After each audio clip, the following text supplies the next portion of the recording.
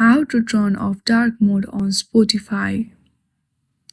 If you go through the Spotify application, then there you will see dark mode by default.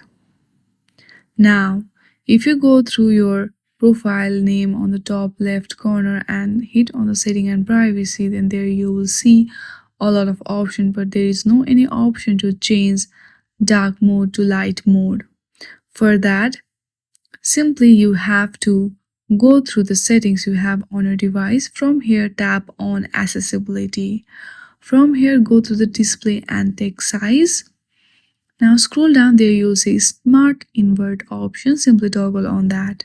Now if you go to the Spotify application, there you'll see light mode on your Spotify. In this way, you can change your dark mode to light mode on Spotify application. I hope you like this video. If you like this video, then please do not forget to like and subscribe to our channel. Thank you for watching.